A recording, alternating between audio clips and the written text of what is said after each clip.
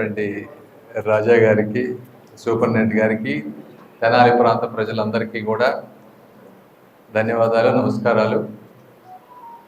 ఇప్పుడు కూటమి ప్రభుత్వం గవర్నమెంట్లోకి వచ్చిన దగ్గర నుంచి బేసిక్ ఇన్ఫ్రాస్ట్రక్చర్ ఎక్కడెక్కడ అవసరమో వీటన్నిటినీ, అంటే బేసిక్ ఇన్ఫ్రాస్ట్రక్చర్లో రోడ్స్, ఇవి డ్రైనేజెస్, వాటర్, ఇవి కాకుండా హాస్పిటల్ సిస్టమ్ కూడా బేసిక్ నీడ్ ప్రతి ఒక్కళ్ళకి.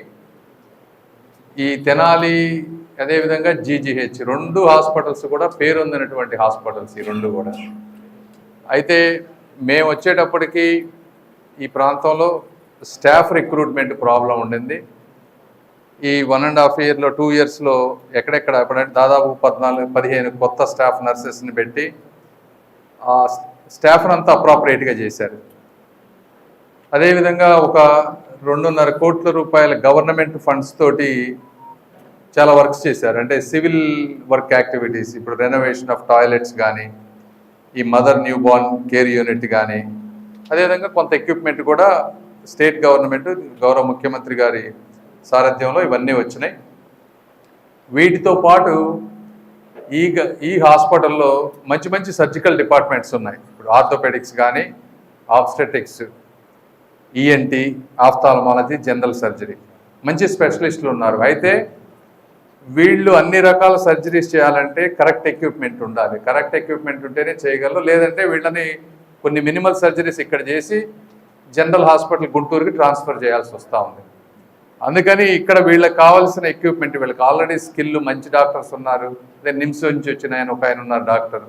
మంచి ఎక్విప్మెంట్ ఇస్తే ఇక్కడే సర్జరీస్ అన్ని చేసుకొని గుంటూరుకు వెళ్లకుండా, జీజీహెచ్ మీద భారం పడకుండా ఈ ప్రాంతంలో ఎకో సిస్టమ్ బిల్డ్ అవుతుందనే ఉద్దేశంతో లాస్ట్ టైం మేము ఇక్కడికి వచ్చినప్పుడు రివ్యూ చేస్తే వీళ్ళు దాదాపు 40 ఎక్విప్మెంట్స్ మమ్మల్ని అడిగారు ఆ రోజున. అంటే ఈఎన్టీ ఎండోస్కోప్స్ కానీ, రేడియాలజీ డిపార్ట్మెంట్లో x ray machine, advanced digital radiography machines, అదేవిధంగా హై అండ్ అల్ట్రాసౌండ్ మిషన్స్ ఒక 2, ఈసీజీ మిషన్స్, ఆపరేషన్ థియేటర్స్లో 5 ఆపరేషన్ థియేటర్స్ ఉంటే ఎనస్థీషియా ఇచ్చే వర్క్ స్టేషన్స్ కావాలని అడిగారు ఒక 4. ఇప్పుడు ఒకటే ఉంది. ఉండటానికి 5 ఆపరేషన్ థియేటర్స్ ఉన్నా ఎనస్థీషియా ఇచ్చే వర్క్ స్టేషన్ ఒకటే ఉంది.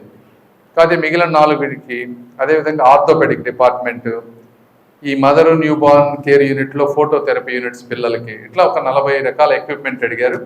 ఆ 41 రకాల ఎక్విప్మెంట్ని కోల్ ఇండియా వాళ్ళతోటి మాట్లాడి సిఎస్ఆర్ ద్వారా 2.5 crores ఈరోజు తీసుకొచ్చి ఈరోజు టెండర్ అయిపోతుంది. ఇంకొక 1-2 monthsలో టెండర్ అయిపోయిన వెంటనే ఆ 40 ఎక్విప్మెంట్ వీళ్ళకి తెనాలి హాస్పిటల్కి ఇస్తామని, ఇది కూటమి ప్రభుత్వ విజయంగా మీ అందరికీ తెలియజేస్తా ఉన్నాను.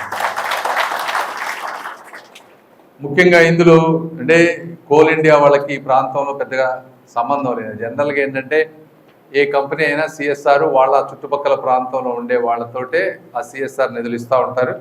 ఏదైనా మనకున్నటువంటి పరిచయాలతో కానీ, మనం ఎక్స్ప్లెయిన్ చేసిన విధానం వల్ల కానీ ఈరోజు మనకి కోల్ ఇండియా వాళ్ళు టోటల్గా 5 కోట్లు ఇచ్చారు. ఇక్కడికి ఒక 2.5 crores, ఇంకొక 2.5 కోట్లు గుంటూరులో ఒక ఉమెన్ హాస్టల్ కట్టడానికి, కాలేజీ రూమ్స్, హాస్టల్ కాదు కాలేజీ రూమ్స్కి.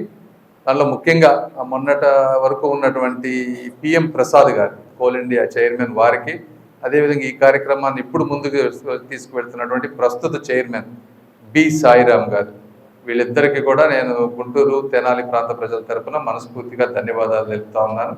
కాబట్టి మీరు కూడా ఒకసారి ఆలోచించండి, తెనాలి ప్రాంత ప్రజలు కానీ ఇంకొకళ్ళు.